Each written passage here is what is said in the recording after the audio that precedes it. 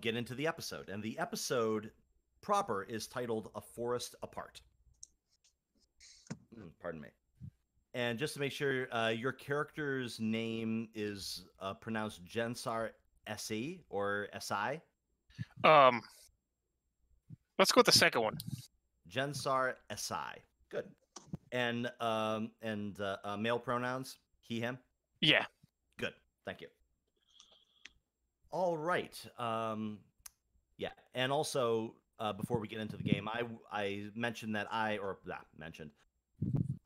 rolled up really quickly a new commanding officer. So that means captain and first officer are both going to be non-player characters. And the way I'm going to handle that is whomever feels like they most need to be in charge at that moment will be. So if we need somebody who to go out on an away mission, it'll probably be the first officer. Or we could have an episode where the captain's not there and the first officer is in charge, just to keep it interesting. So that way I'm not talking to myself. And you're all senior staff, so you should have the most input on how things operate.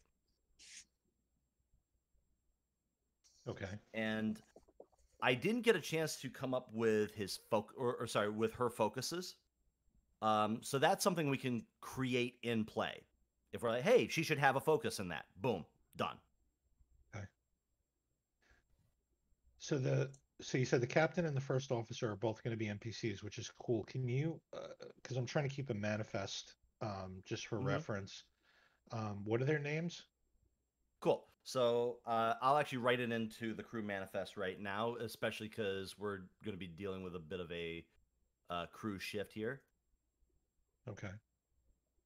So it's Captain Kassar, who is the Cation, and it will be Commander Tepalu. Is that right? Is that how I wrote it? Yep. Commander Tepalu, who's a female Vulcan.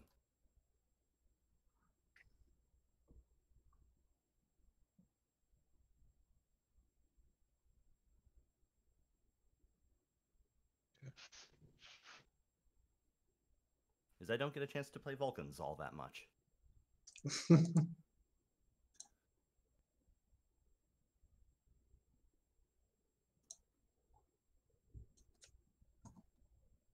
Okay, so without further ado, and by the way, I will give a special thank you to Dr. Phlox, who has been streaming this. I find the VODs and the YouTube replays are incredibly helpful because I'm like, oh, that's how I sound? Good. I need to hear some things that need to be fixed. So I'm hopeful today is going to be like, because I feel when I'm trying to vamp and improv and all of that, I sound very tense because it's like, okay, got to come up with something right now. But I'm hoping to take today a bit more chill, and we'll see what happens. Good, bad, or ugly. Glad I can help. Yeah. And I'm not that much of an egoist that like I have to. I just love hearing the sound of my own voice. But it doesn't hurt. Cool. So with that in mind, let us begin. Welcome everyone to episode 2 of Flight of the Griffin, a Star Trek Adventures campaign set in the aftermath of the Dominion War. We find the crew of the USS Griffin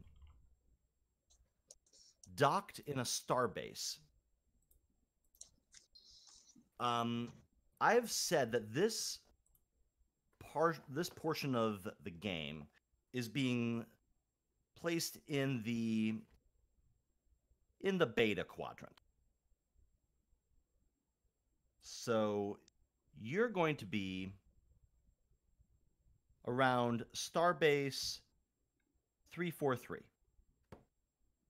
Bit of a trek from where you last were.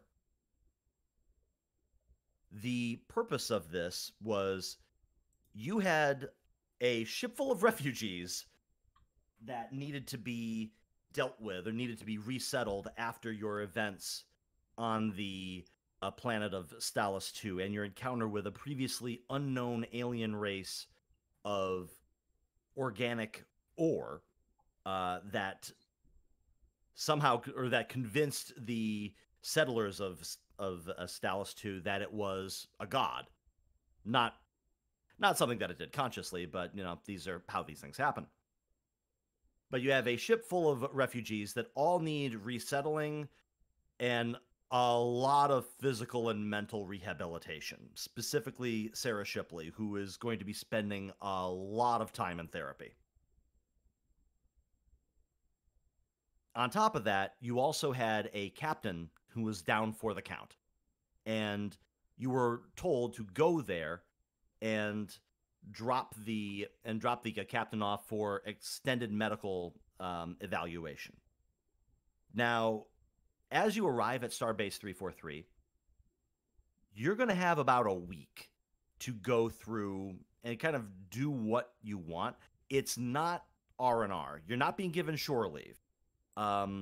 This is one of those star bases, especially post-Dominion War, everybody's kind of a little overworked. People thought that when the Dominion War ended, they would go back to a more relaxed peacetime workload. Not what happened. In any case, there's a lot of rebuilding and a lot of rehabilitation happening, and also Starfleet is putting a lot of resources into preparing for the next threat, whatever that may be. So there's always something to do, and your crew is being told or being asked/told to go out and provide assistance wherever you possibly can. So all of you are going to get a chance to do something to assist with this starbase, and that might come back. In all honesty, I haven't taken a look at the advancement rules yet, but I'm going to put pins in all of these, and after the next session or after the next episode or two, we will check and see if there's anybody who qualifies for advancement. Also, you are being told that you can expect some new crew transfers onto the ship. So we're going to start first with Commander Strohm. Right. You had a bit of a conversation with Acting Captain Kassar at the end of the last episode, and you kind of know what's going to happen. But I want you to tell me, what is it you are doing on this starbase to assist in its continuing continuing function? What is the actual function of this starbase in this region? Do they expect trouble soon, or? Expect trouble, no, but its position is pretty precarious because it is near the border of both the Klingon Empire and the Romulan Star Empire. It's right at that Y intersection. So it has to be vigilant with a capital V. Yeah, let's make some unannounced security drills. So, of course, to actually keep everyone alert and to expect the unexpected. Okay, cool. So let's do this. I want to see how well you drill these people. So give me let's see. This is going to be a command roll, but what should we augment it with?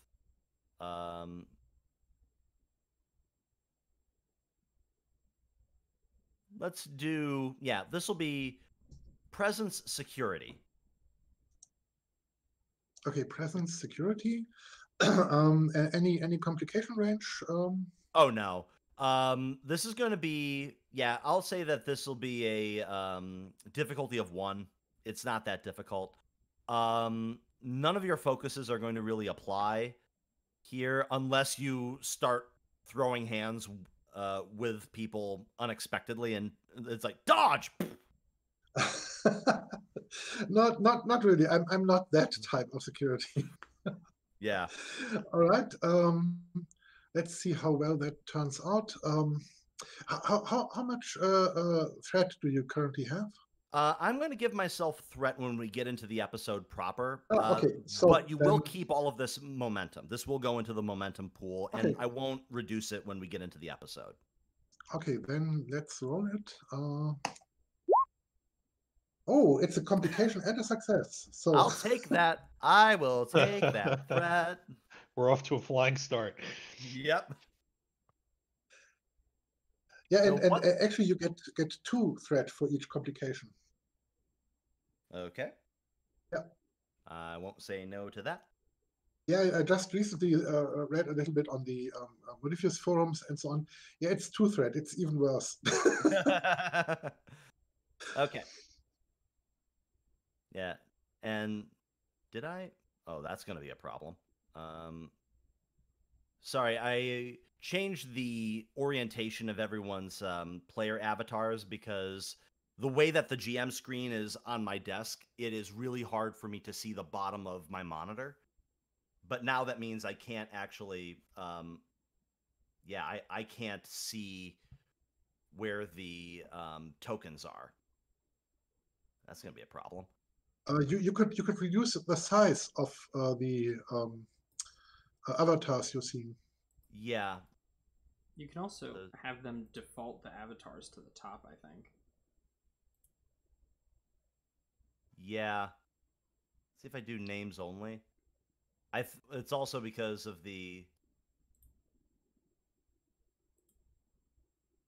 Yeah, Okay. names only works most of the time, and I adjusted it to small size, so I see everyone, and it's enough screen space Okay. enough. Okay, I think that actually works too because now I can kind of peek over my GM screen and see it. So that's how because otherwise I can't actually click on the cards, and that makes momentum friggin' impossible. So yeah, we'll say that complication is you spring a surprise drill on them when they're in the middle of a poker game or something, and they're just not prepared for it at all, and it's almost a face palmy moment. Yeah, yeah. You're like, I'm gonna have to write these people up. It's gonna be a pain in the ass. He asks for generals, and they give him foot soldiers. Yeah,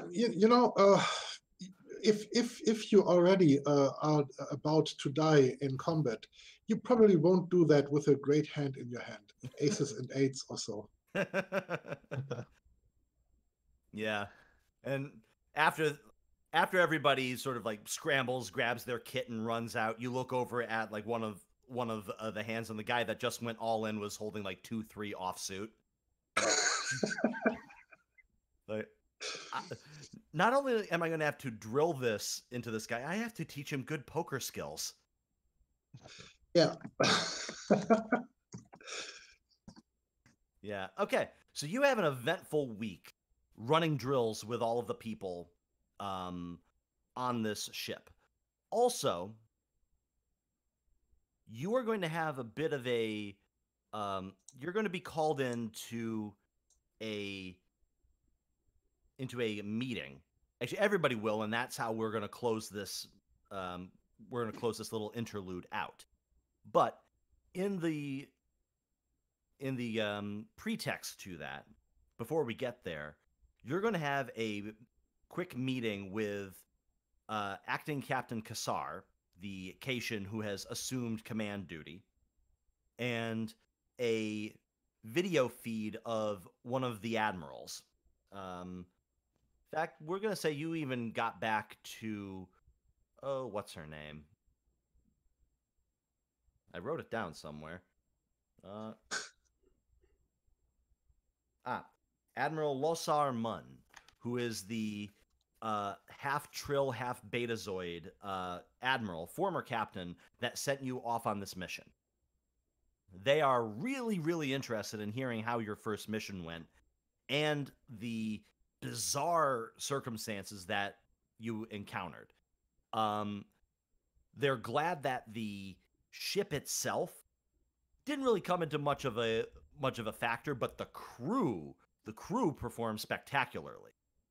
So they're like, okay, we have yet to really see what the ship can do, but the crew I'm quite happy with. And they mention, Commander, I saw this was one of your action notes, or one of your things that wanted to be done, that you requested a simulated combat to test out the ship's weapons capabilities. Oh yes, it's untested yet, and we need to be sure when things really get hot. All right. We're going to order a fit to your ship, which should only take a few days, to simulate your weapons capabilities without actually firing them. It's something that you can turn on and turn off. We've learned from our mistakes with that last thing with the Zakdorn a few years ago. So when you're ready for it, you can engage it. But I've put in a call to an old friend of mine who's the captain of a ship called the USS Watanabe. It's an Akira class. Captain Matsuko Miyata. Her and I go way back. They're not too far from you. Or actually, no, hold on. Rewind that. They are a far bit from you, so it's going to take them a while to get to your location, but I want you to head off to a quiet part of the quadrant and get set up, and you can have uninterrupted war games out there. Cool. So yeah, that is the USS Watanabe and a Akira class, which I'm going to have a lot of fun writing up.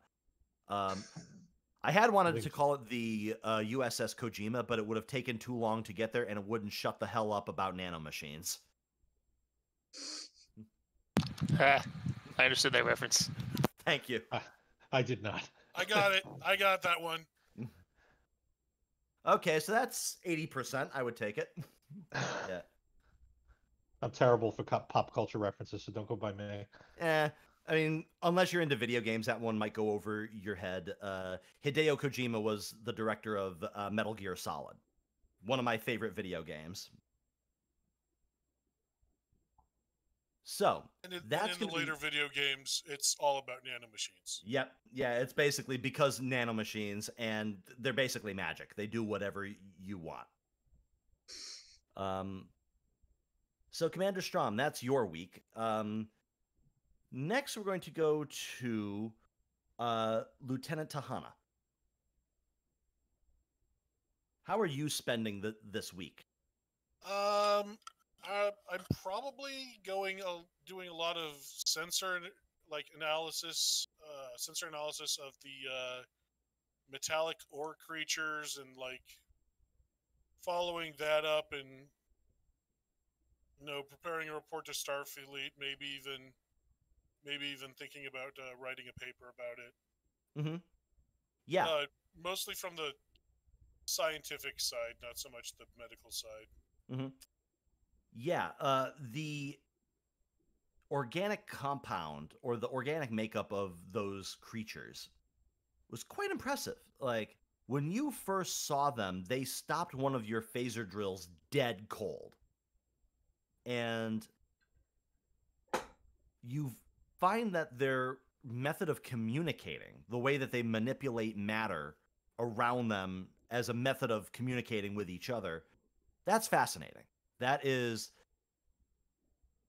something that is going to be debated and studied over for a long time.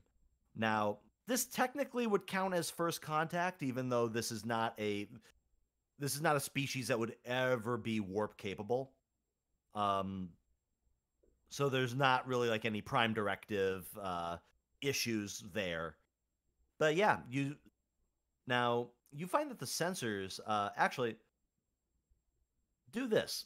I'd like you to make me a. Let's see, what have you got? I'd like you to make me a reason engineering roll. We'll say that your computer's focus will apply. We'll put the difficulty here at 2. And this is to not necessarily do a diagnostic on your sensors, but it's to polish them up, for lack of a better word. Now that you have some data that you can really use to calibrate them, this is to create an advantage that might go in the next episode that's basically enhanced sensors.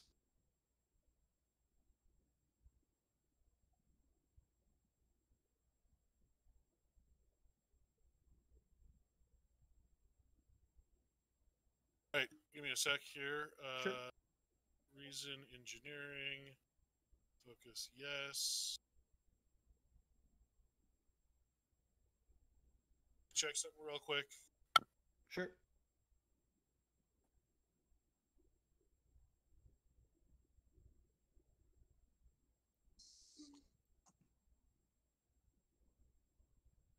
Where did I put, or where did I say the Starship talents were? I know I mentioned it. That might be in the 2D20. Yep, page 225.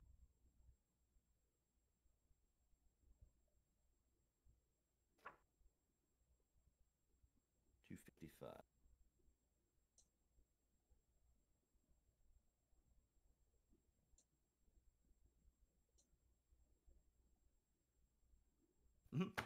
Cool.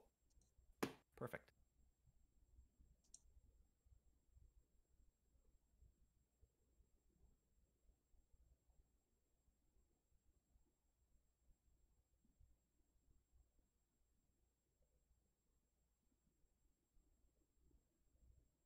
All right, are we all set?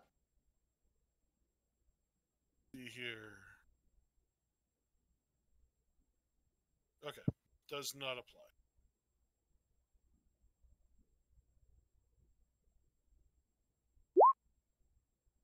Nice. Cool, so that actually hits it dead. 2 successes. So you spend your week not only writing up this paper on the biological life forms that you encountered on Stalis 2, you also spend that time giving the sensors a once-over. Now, what that means is for this episode, I'm going to give the ship an extra talent. And that talent is going to be high-resolution sensors. And what it means is anytime that the ship rolls its sensors, if it succeeds, it gains a bonus momentum for it. Unless we're in combat. I remember Yes. high-resolution sensors don't work in combat. Right. Yeah, so anytime you're just doing a regular scan.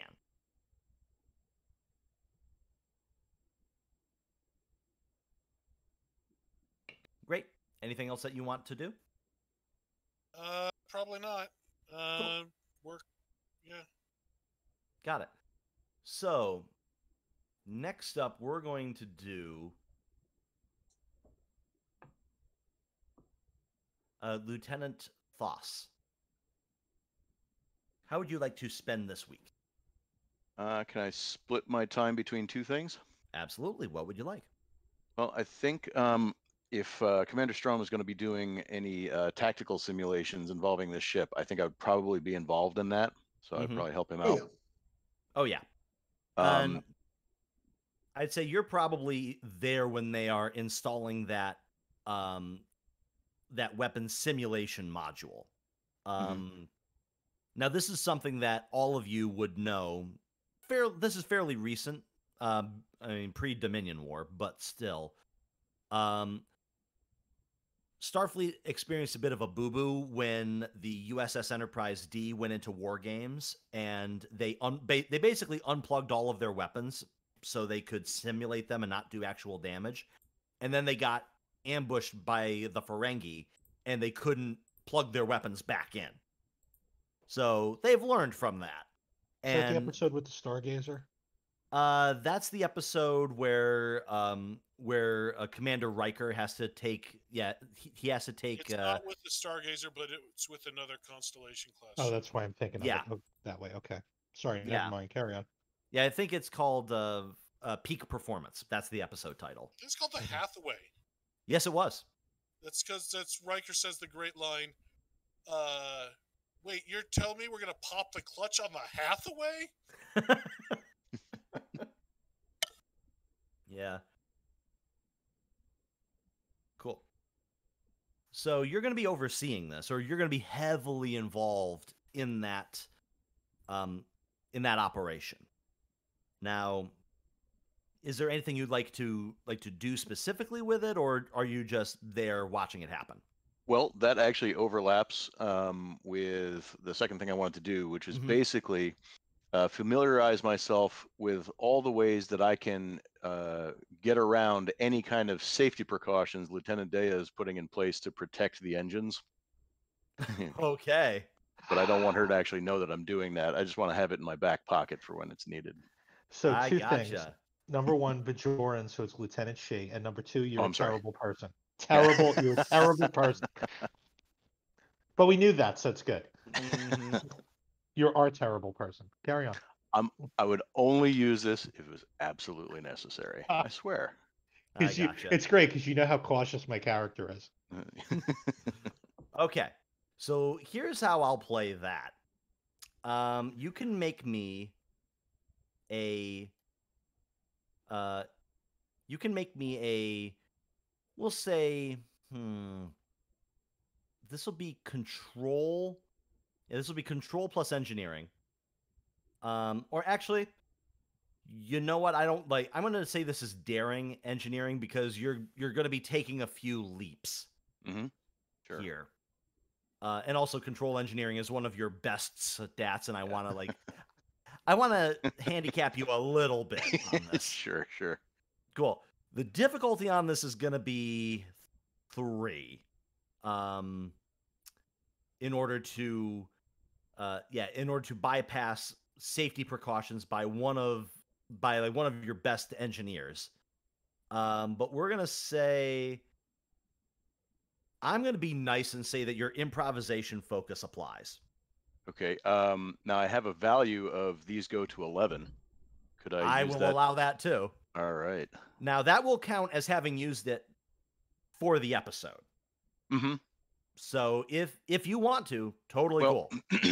Well, I guess to make that determination, I would need to know, is this likely to pay off in a way that's going to be useful enough for me to do that? I don't know if that's a fair question to ask. I gotcha. I guess I'm looking for a yeah. This is a bit of like a metagame thing, which sure. I mean when you're using determination like that, then it makes sense. Okay. So what I'm going to say here to answer your question is,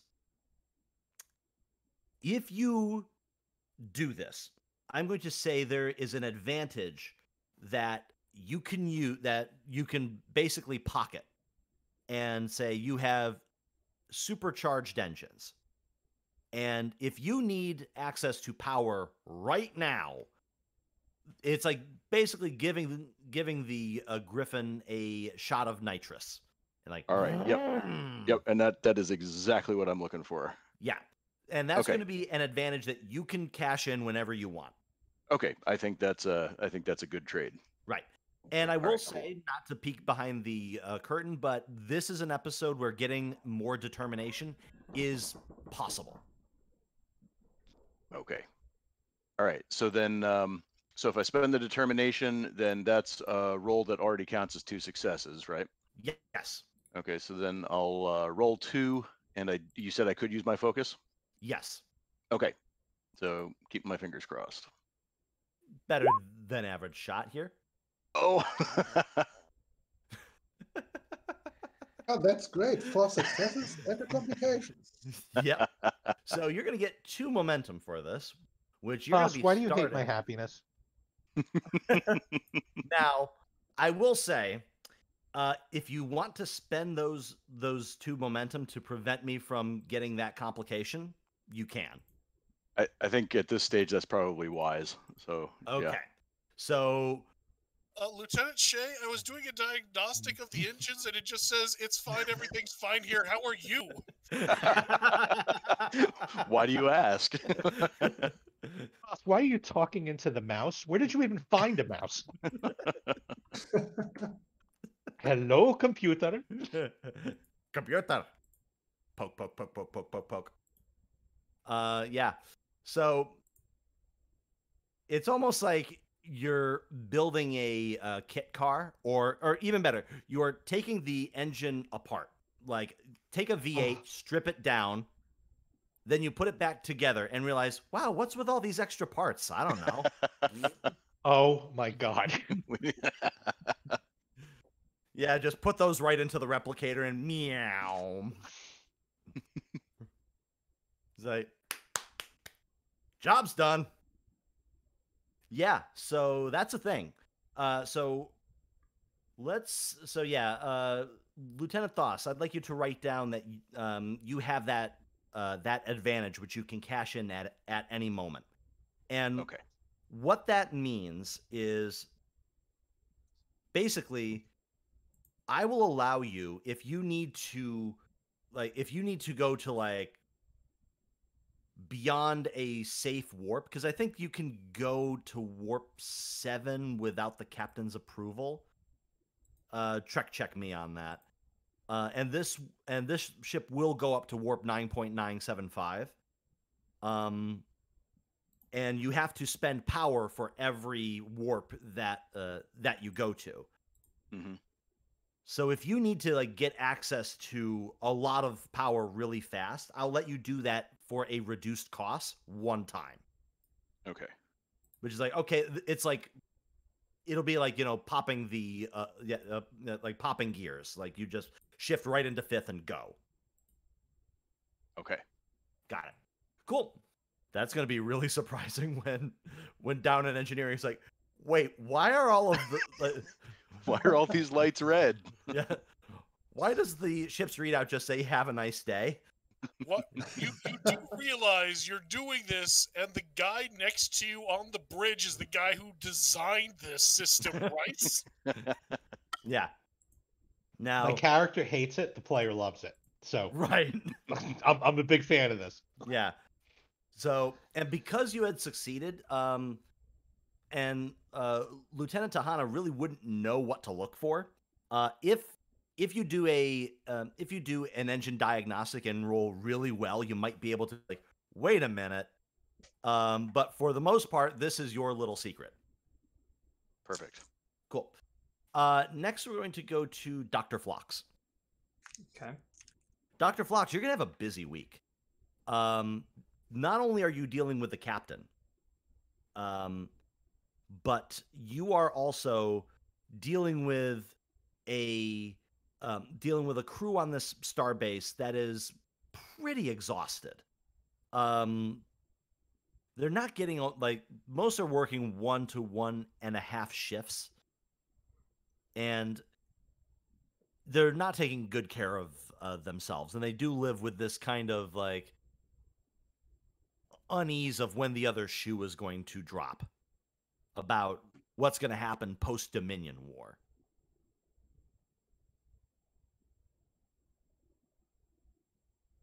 Okay. So, what would you like to do? Can I do anything with the captain while he's still on the ship in his state before we Sure. drop him off at the starbase?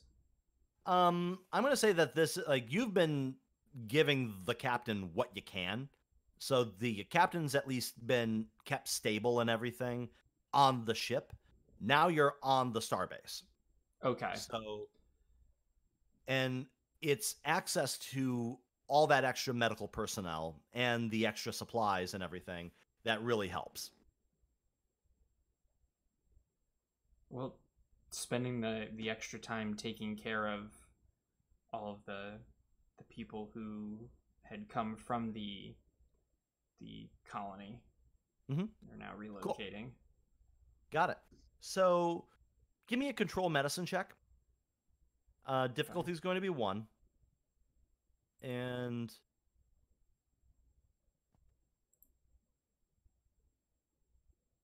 because this is going to be like general practitioner stuff, I'm going to say, whoops, let's do this. I'm going to say that none of your focuses apply, not even xenobiology, because this is not like specific to any one species. Okay. What do we got? Get your character sheet out of the way. Okay. So yeah, you're going to gain 1 momentum for it. Nice. And no complications. That's a lovely change of pace. So yeah, you're able to assist with the staff on the starbase, keeping everybody kind of patched together. You feel like the situation here is kind of untenable, with everybody at such a hyper state of vigilance. You get the feeling that if something doesn't change, something might break. Like, these people here need relief at some point soon. Also, what I will tell you is the captain is suffering from a rare degenerative disease. It is something that, now that he's here, isn't going to be life-threatening, but it will absolutely put him out of commission. And you have that realization that, okay, this is not happening. He's not coming back onto the ship. It's too bad. Yeah. Sir not appearing in this game. Is there anything else that you'd like to do?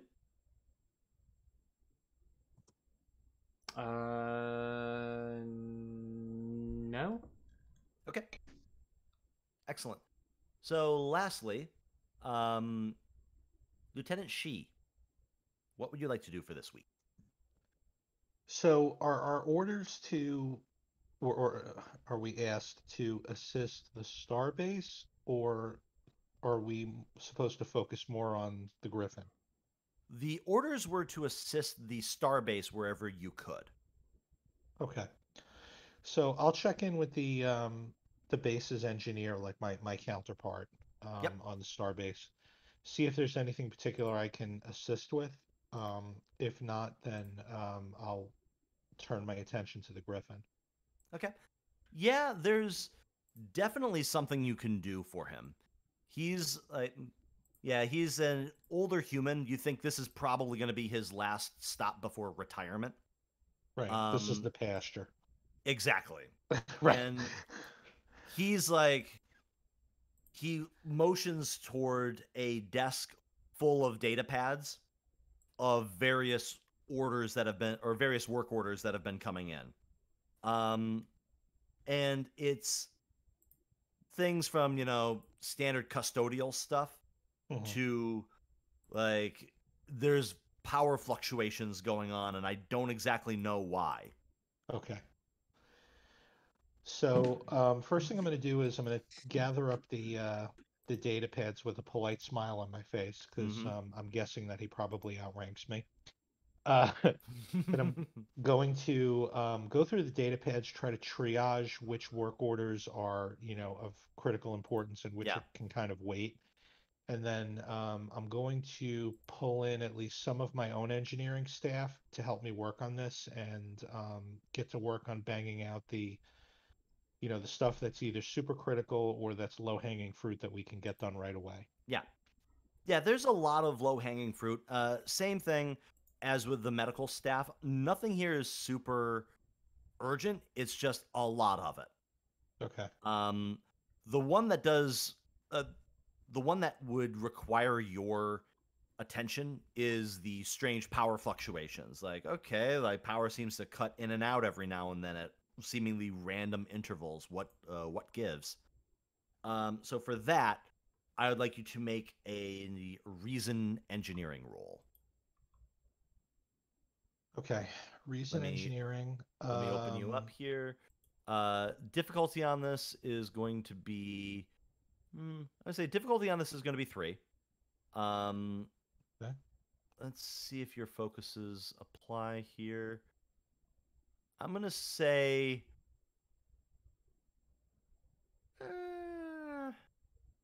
emergency repairs. I was thinking that. Yeah, I'm going to say that emergency repairs does apply. Okay, and complication range is 1. Yeah, I'm going to keep it there. Okay. 4. Okay, very nice. You're going to gain a momentum for that. Okay.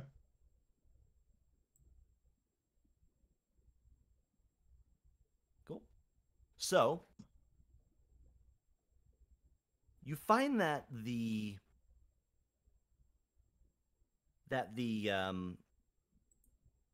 what am I thinking of here? The power structure or the power grid on the starbase is, and this is an older starbase. This has been here probably since the original series days, and has been slowly upgraded. Okay. Mm-hmm. And yeah, it's not a case of like it's being held together by duct tape and gum, but the systems here are old and outdated and probably in need of a nice overhaul. That's what you'll learn base. Now, if you want to spend momentum for obtain information, you can.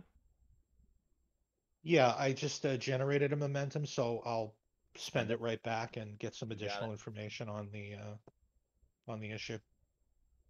Got it. We're just gonna. All right, got to get back to the right page. Oh, come on. Here we go. So yeah, what you find is the power systems here are so old and so patchwork at times that you believe that they are vulnerable. You don't see any evidence necessarily of explicit sabotage, but you can tell that if somebody wanted to, it wouldn't take much to like plunge this whole starbase into darkness.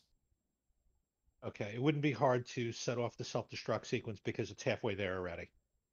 Yeah, or not even that. It's more like it's really easy to disengage really critical systems like, say, life support, ship or base-wide power. Yeah, this is something that like you notice this, and it's a security risk. Yeah, I was just about to ask, is this, I mean, I can do the engineering side of it, but it might not be a bad idea for me to pull Strohm with me on this. Mm-hmm. And maybe he can, give us or give the station commander some insight into ways to protect these systems from a security and a physical access perspective. Yep. Definitely. So what does that look like? Damned if I know, you're the GM. Okay. I mean, point taken. Yeah, so Commander Strohm, before we exit this, you are brought in to a one-on-one or maybe a one-on-two with the station commander, and you see that, or Lieutenant Shee has a report for you about the ship's power. All right, so that's interesting. So what does this report tell me? You found some weaknesses, I suppose. So I'll explain that basically the weaknesses are on the engineering side and on the security side in terms of its potential vulnerability to sabotage. So I can do the engineering side of it and do what I can to fix the degradation of these systems. But from a security perspective, in terms of being able to be accessed and potentially tampered with, I was hoping that I could leverage your expertise on that. Yes, of course. You want to know how someone would actually go ahead to sabotage things here, and to maybe infiltrate and destroy certain systems. Let me call into this one one of my security men.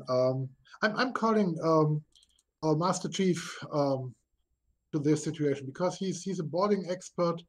So what would you say about how would you destroy this station using exploiting those weaknesses? All right. So this is where we get our first look of Master Chief Petty Officer Jensen Esei. So could you describe for us what your character looks like? Sure. Honestly, like 20 light years of bad road. He's been through the grinder. He's got scars crisscrossing his face. He makes sure he always wears a long sleeve uniform, but tucked up under from his right side of his neck. It looks like mechanical replacements. And he can't hide that he's got a mechanical arm. He's just missing that half of his body. Very serious, not looking like a happy-go-lucky Betazoid who likes talking to everyone. Yeah, this is a Betazoid that has seen some shit. Right. So actually, I'm supposing he has done some shit too. So right. This is his expertise. I'm now right. So Jensen, you look at a data pad with a readout here that is a saboteur's wet dream, basically.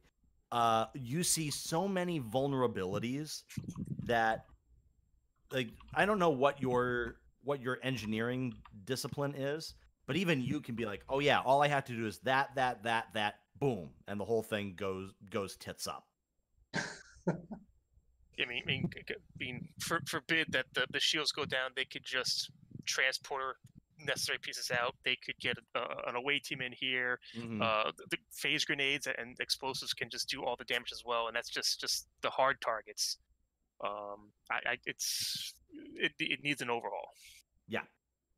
Yeah, that's the long end of the short of it. Now, the commander is a male Trill named Commander Didal Veer, and you get the feeling that you're not telling him something he doesn't already know, but when you lay it out like that, that's just like, hey man, if I wanted to kill you and everybody on this starbase, I do this, this, this, and this.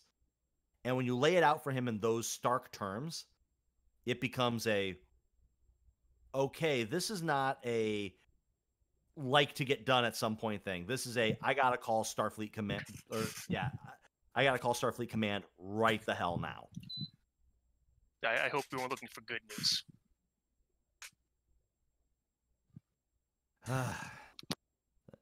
Yeah, of course, that might take a while. I suggest you put at least some guards in the most vulnerable spots, so that if someone is doing something there, they might actually spot them and do something about that. I mean, and I know your security personnel here is quite overworked, but well, they have to suck it up. I mean, I guess we can tack on some more shore leave when this is all done.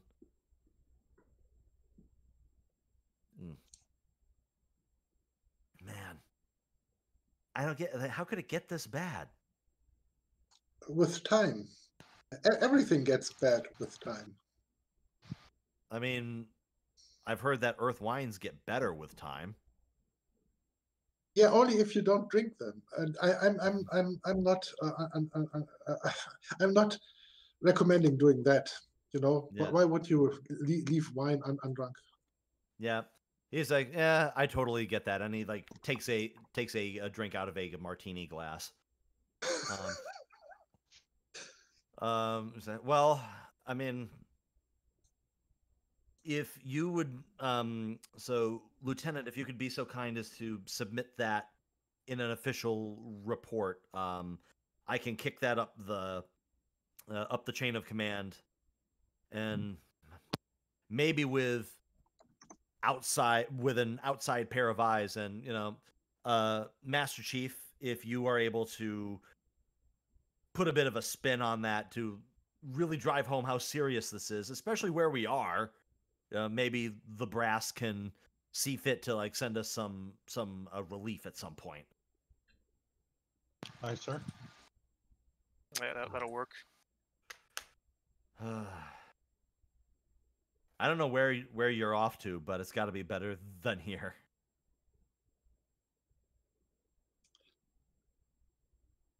So I guess we'll find out. Yeah. If there's nothing else that needs to be done, we're going to cut to the final scene in this interlude.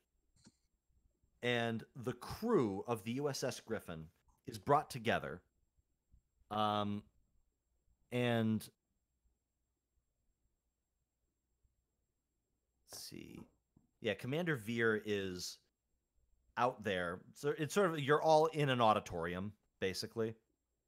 And the gist of this is when the whistle blows and everybody is brought to attention, the commander says, well,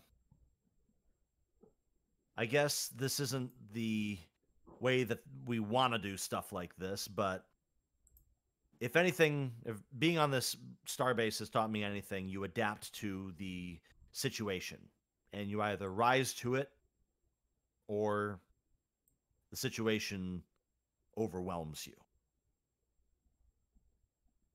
I'm sure you've all heard by now that your captain is not cleared for active duty. And that leaves you with a problem with the ship that you have. So, it's my honor, as invested in me by Starfleet Command and by the Admiralty, to award this promotion to Commander Kassar. Commander? And the Cation steps up and walks forward, and out of his pocket, Commander Veer produces a golden pip. He says, I know this isn't what you signed up for. I know this might be a bit premature, but Starfleet has placed all of its trust and its expectations into you. Good luck out there. Clear skies. Opens his hand. And congratulations. Commander Kassar takes the pip, fastens it to his collar, and the auditorium goes into applause. I wouldn't say erupts into applause, because this is something that was expected, and it's not the way that you want to have to do this. Yeah. But it is a real thing, and the moment needs to be acknowledged. And Commander Kassar says, or now Captain Kassar says, I know we haven't been at space for very long. This mission, should it prove successful, could shape the future of Starfleet for generations, if not centuries, to come.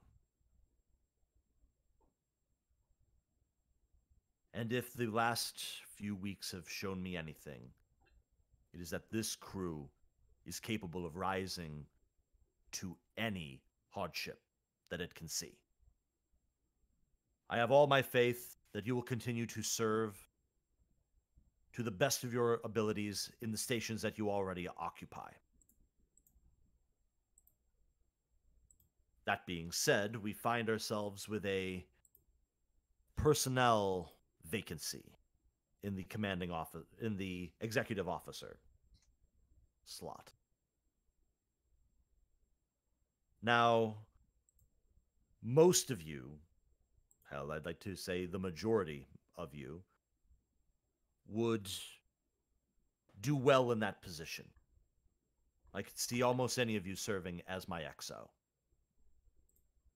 But we are stewards of very delicate, very experimental, highly sensitive technology.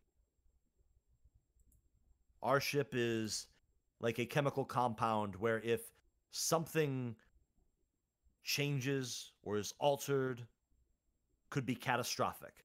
At this point, the camera focuses on Lieutenant Thoss. I got my hands in my pockets. This guy right here. But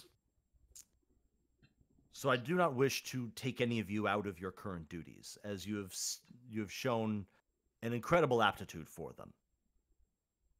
So during our time here, I have gone over the personnel files, and we've acquired a new commanding officer from the starbase.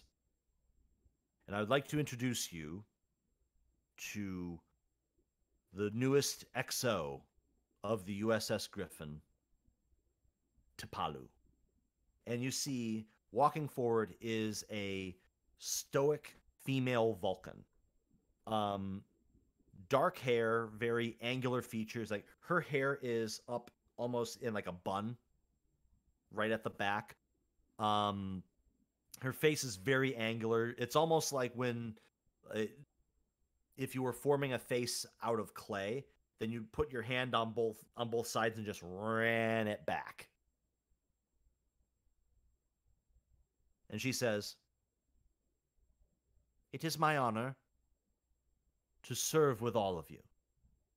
I've read the mission briefing, the mission profile from your experience on Stalis 2. I must say you have shown an incredible capacity for improvisation.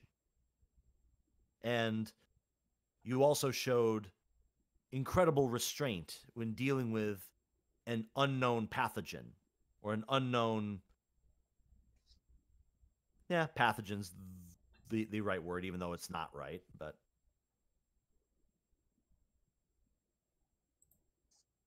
I will say that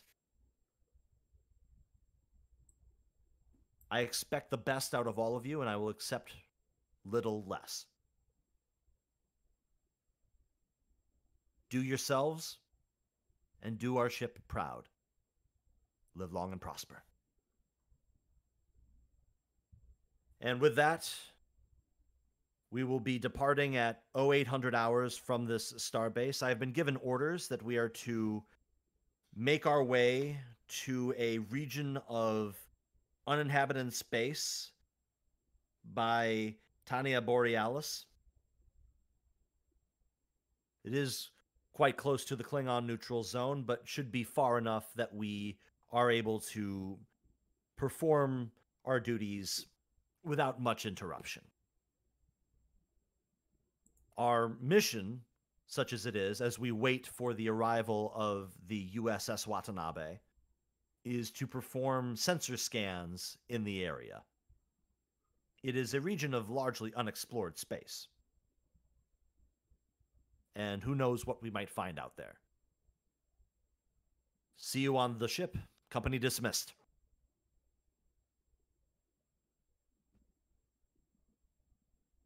And with that, everybody goes their separate ways. For the last night on board the starbase. Now, is there anything anybody would like to do before we zip off into our mission? Oh yeah, I'd like to go to the captain, officially congratulating him. So we leave very soon. Do you want to have a celebration for your promotion? That's a thing that's quite regular. He'll...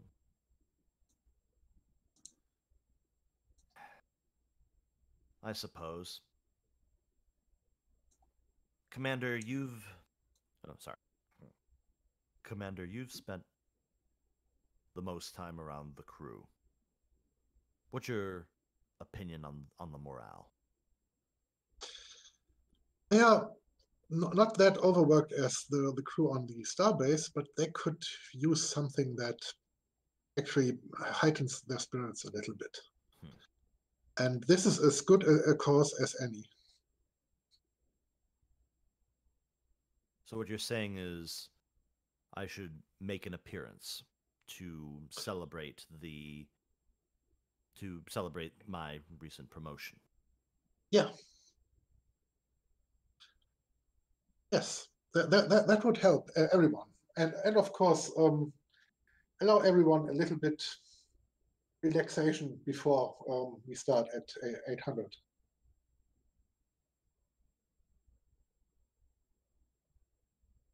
I suppose a friendly gathering of the senior staff wouldn't be out of the ordinary. I didn't get the chance to be there when we took off a few weeks ago. Perhaps now is the right time to establish the firm chain of command and cement our status quo, I should say. And that gives our new XO the chance to actually get to know the other, at least the other command staffs, chiefs of the different stations, because yeah, it's a relaxed environment, and she's new in this crew, and we don't want any things getting in the way. So let's mingle a little bit and yeah, getting to know each other. If you're looking for relaxation from her, you might be waiting a while. One of the things I liked about her, constantly vigilant. That's always a good thing. Mm-hmm. Well, I suppose. Summon the senior staff. We want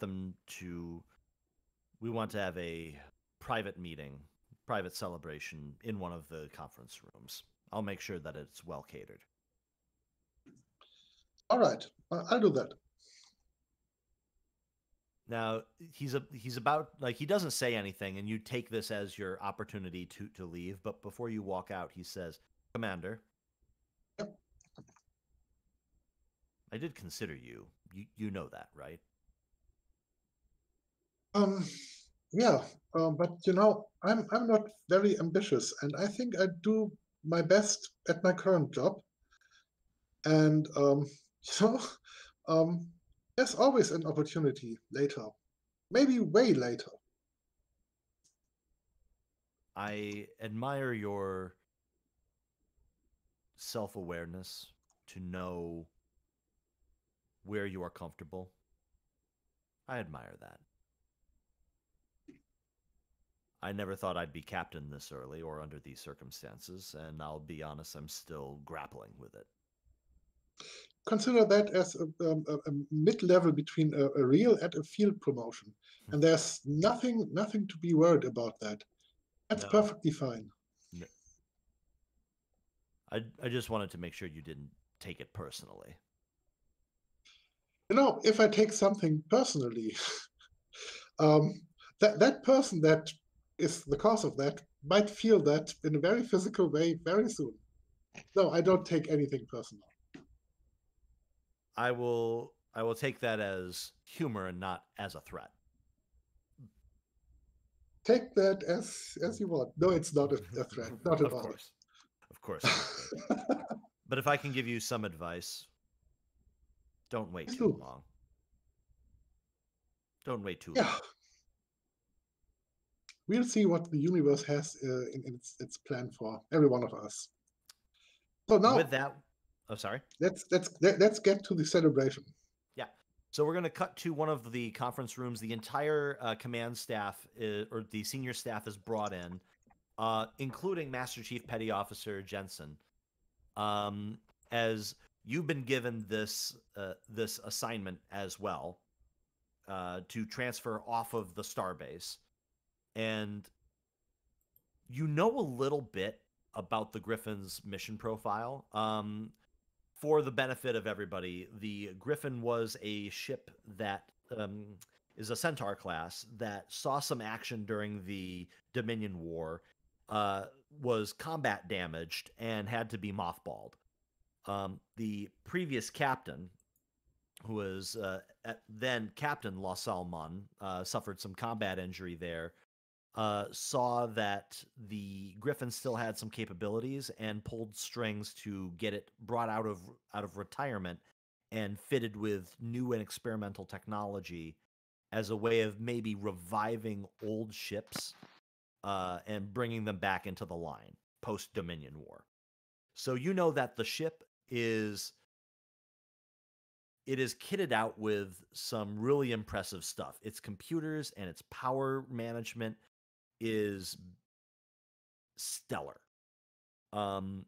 That's, whatever, but you also heard she's fast, real fast.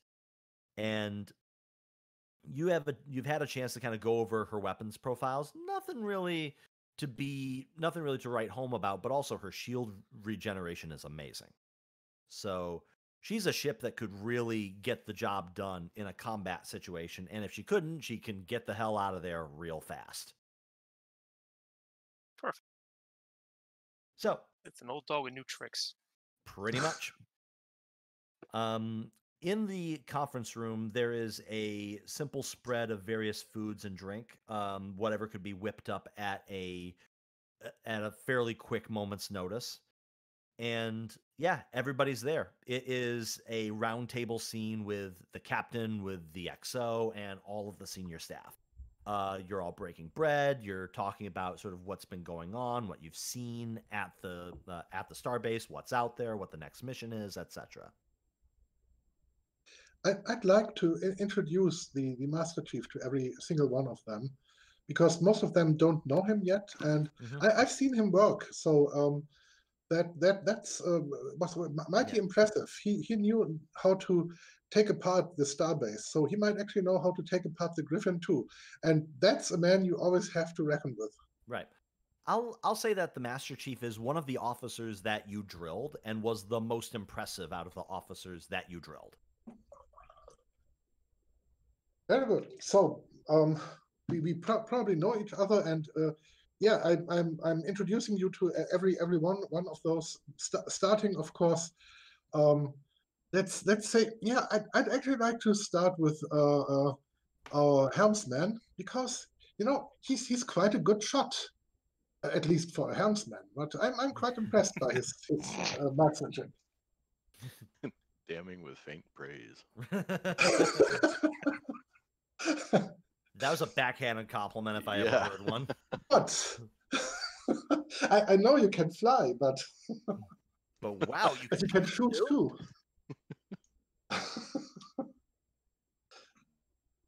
Well, and of course, our miracle working doctor,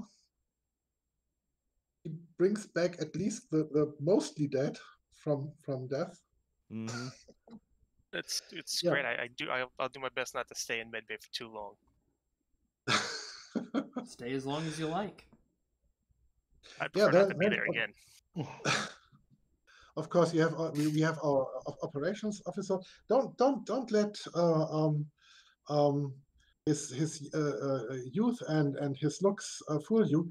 He's quite a capable leader, and he is about to get way more chances to provide to present his leadership ability. And who's that? Tahana. That is the Cardassian. That's the Cardassian standing in the room. Cool. So it's definitely like that tight-lipped NCO smile of sir. and of course, Lieutenant Shee. She's fixing our engines and making our ship go as fast as hell. And this is our new Master Chief. He's very good at taking things apart. So you might work together very, very well. It's a pleasure to meet you, Chief. It's good to meet you too. Yeah, Lieutenant. All right, make sure. Yeah, she's a little young to be a chief engineer, but she is. In the middle of a firefight, she was able to fix the engine to prevent the warp core from getting malfunctions. If you can do that in the middle of a firefight, I'm impressed, and I'm quite impressed by her. Thank you, sir. I have a fondness for not letting ships blow up from underneath me, but that's usually my motivation for doing my best work. Thank you. Right. And all of you are seeing this person with a very visible mechanical arm sitting around you, talking, chatting, eating like it ain't no thing. He definitely doesn't have the mannerisms of like the posh officer. It's definitely a down to earth grunt, especially probably jarring from a Betazoid as well. Right. Yeah. I mean, offline you had mentioned like Josh Brolin, and that feels exactly right. Like if I were casting this character, Josh Brolin would be playing him. It tended just to work out right. I was like, wait a minute, Cable has an arm. Yep. Yeah, older, grizzled, square jawed. Definitely. Yeah, definitely an old soldier. So I mean, he's an older guy in a young man's profession. Yeah, and I mean, like technically you are the lowest ranked out of all of us, but yeah, like in a combat situation, there is nobody you would rather have. And I only mention that because Lieutenant Tahana has a thing that cares about rank. So I think out of the player characters, Chief Jensen is the only one that Tahana outranks. Yep. Oh yeah, because Tahana's a JG. I forgot about that. Yeah. Yep. Cool. Now, yeah, you see that the XO is quiet. She's not engaging in the small talk. She's she's keeping to herself. She's eating. Jensar, you can tell that just by sensing her surface level. I mean, first of all, she's a Vulcan, so you're not sensing any emotion at all. But you get the sense that she's watching the interaction and sort of seeing, like, she's studying how the senior staff operates because she's going to have to plug herself into it. So yeah, but she's not really talking much at all.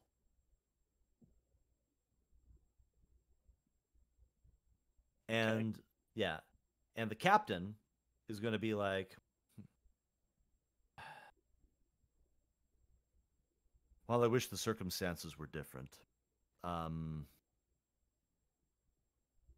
I will say I am proud of the crew that we have assembled here. And I know that we've faced a lot of hardship in a short amount of time. Now, to let everyone know, the orders that I got from the Admiralty were we are to head to a region of unexplored, largely, as far as we can tell, empty space, and perform sensor sweeps. This will give the brass a chance to evaluate our sensor performance and perhaps catch anything that may have been missed by previous probes. I'm not going to lie, it is going to be some of the most boring work you've ever done. Most of you, especially our new chief, are going to be spending a lot of time in stations keeping. And for that, I apologize. But I do want Commander Strohm and Chief Jensen to keep the crew on their toes because by way of our interactions with the Watanabe,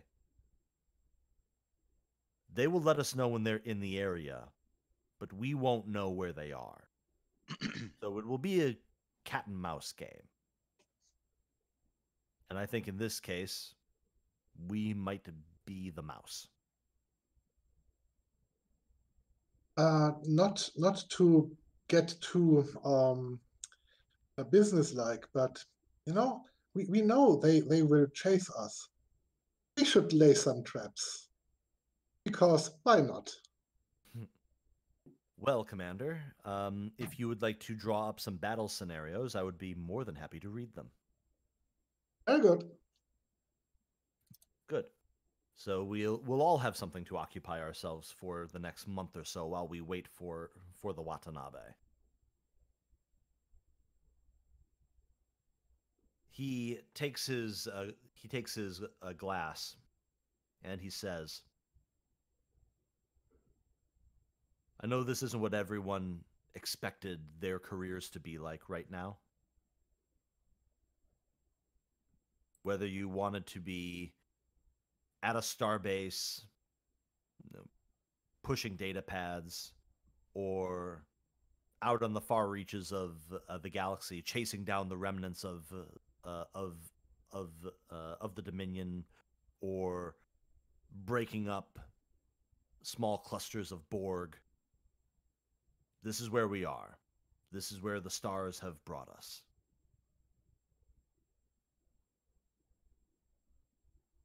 And whatever comes next, I will be behind you 100%. To the Griffin." To the Griffin. Everyone raises To their... the Griffin. Yeah. To the Griffin. Yeah.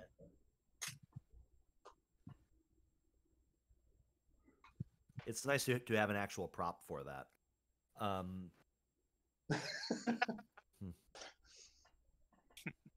So, with the fun over, get some rest. We will be leaving at 0800 hours and making our journey to the... Sorry, looking at the map here. Making our journey toward Tania Borealis. Anything anybody else wants to do? I would like to suggest some light education. There is an ancient Earth form of entertainment called a movie, and I suggest you watch the movie down Periscope. It may prove vital to what we're going to be facing going forward. Staff movie night, yes. What's a periscope, Chief? It's like a sensor probe, except it was attached to the outer hull of the ship and would be pushed up or down depending on how it was needed. Okay. And it had mirrors and lenses to see instead of computers. How old is this movie? Quaint. It's old. Yeah. And it's actually in 2D. It's old. 2D. Way before my time. Yeah. And you hear for the first time chiming up is Commander Tapalu, and she says, "Chief, might I also recommend it for educational viewing, The Hunt for the Red October?" I had a lot of time during my convalescence. That is also a good one. You might, I know it's not normal, or it's not usual for someone of my species to take an interest in ancient Earth arts, but I find myself a bit of a cinephile. There's always lessons to be learned in the past. Of course.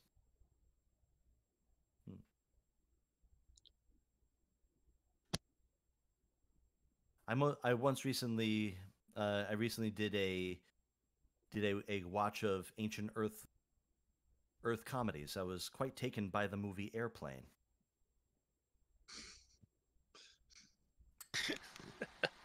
I haven't seen that one. I'll see if I can get it from the records. They don't make them like that anymore. I'll take things I don't expect Vulcans to say for 1,000, Alex. I find humor is a largely foreign concept to me. But that was enlightening.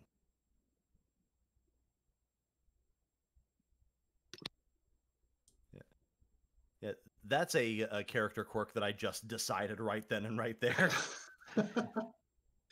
Yeah, I mean, I'm kind of like, in character. I'm out of character too, but I'm in character, kind of interested in this in RXO. I'm like, really? Okay, you're a Vulcan. Did you like miss a memo or something? Did you miss a staff meeting? Like, I mean, what's your story? I mean, you can appreciate art without having any real emotional attachment to it.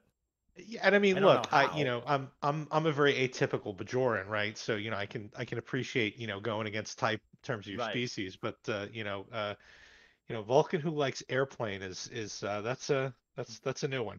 Right. We also have a very atypical Cardassian here.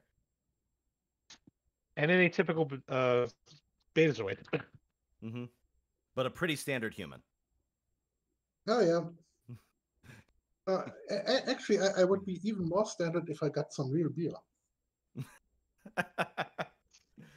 Well, I mean, you are going to have a month, so maybe you could get that, pot still working.